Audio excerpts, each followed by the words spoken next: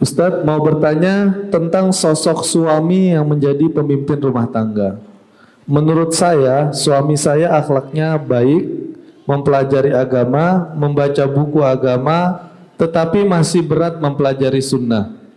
Jadi ada beberapa hal yang bertabrakan dan saya tidak berani melawan karena saya memintanya masih fakir ilmu juga dan tidak memberikan contoh yang baik, sehingga membuat suami saya belum mau mempelajari sunnah. Namun saya sangat ingin dibimbing dalam sunnah. Saya mohon nasihat Ustadz, bagaimana untuk mengajak suami tanpa mencederai harga dirinya Ustadz? Syukran Ustadz. Iya, pertanyaannya agak sedikit membingungkan ya. Tadi katanya dia belajar agama, tapi tidak mau belajar sunnah Ustadz. Terus yang dipelajari apa itu? Yang bid'ah-bid'ah yang dipelajari mana? Cuman definisi sunnah ini kita mesti dudukkan ini jamaah. Ya, apa sih artinya belajar sunnah itu apa? Apakah mempelajari hal-hal yang hukumnya sunnah? Itu malah yang dipelajari. Hah? Jadi definisi belajar sunnah itu apa? Nah, sunnah itu semua yang diajarkan oleh Rasulullah SAW. Semua yang bersumber. Tadi sudah dijelaskan sama Syafiq ya. Sunnah itu adalah kullu ma nusiba ila Nabi sallallahu alaihi wasallam. Semua yang disandarkan kepada Nabi. Min qaulin aw fi'lin aw taqririn aw sifat. Kalau menurut ahlul hadis paling luas definisinya. Kata-katanya Nabi, perbuatannya Nabi, persetujuannya Nabi, sifat-sifatnya Nabi, sifat fisiknya Nabi, itu semuanya masuk kategori sunnah. Bahkan yang diterapkan oleh Al-Khulafa'ur Rasyidun juga dinamain sunnah oleh Nabi SAW. Jadi jangan diasumsikan sunnah itu misalnya berjenggot, bercelana cingkrang, sholatnya di masjid, tapi nggak nafkahin istri. Loh, nggak nafkahin istri itu wajib. Itu wajib hukumnya. Artinya semua yang diajarkan oleh Nabi SAW itu adalah bagian dari sunnahnya Rasulullah. Itu masuk kategori sunnah. Apakah hukumnya wajib, hukumnya mustahab, ya, dianjurkan, termasuk yang dilarang oleh Nabi itu bagian dari sunnah. Kita wajib menjauhi kalau itu dilarang oleh Nabi. Yang dimakruhkan berarti hukumnya makruh. Atau yang dibolehkan. Jadi ini semua cakupan dari sunnah. Makanya anak bingung dibilang belajar agama tapi nggak belajar sunnah. Bingung saya. Terus apa yang dipelajari di sini? Kalau yang dimaksud dia belum mengamalkan sunnah yang hukumnya sunnah, ya, tapi dia sudah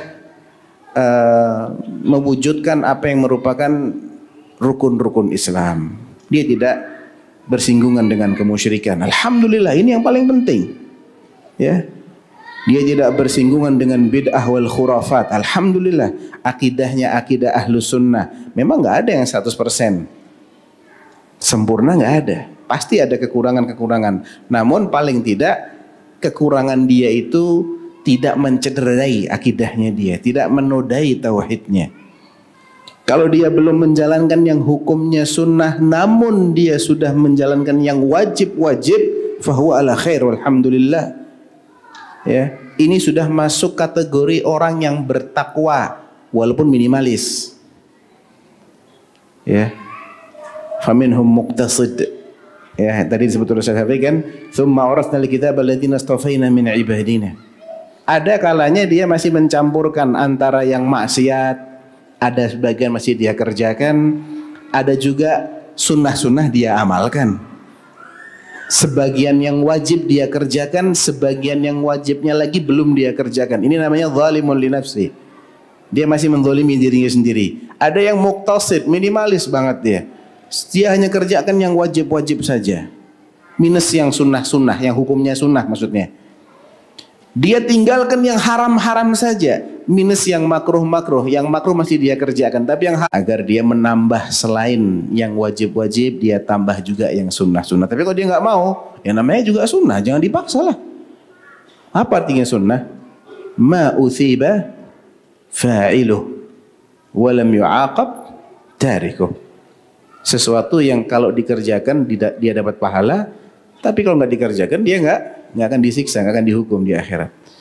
Jadi istrinya mesti belajar bahwa apa yang sudah diwujudkan oleh suami ini di level mana kira-kira, sehingga dia bisa memposisikan dengan posisi yang tepat. Kalau memang masih ada yang haram-haram dikerjakan oleh suami, jangan bahas yang sunnah-sunnah dulu. Maksudnya yang sifat yang hukumnya sunnah.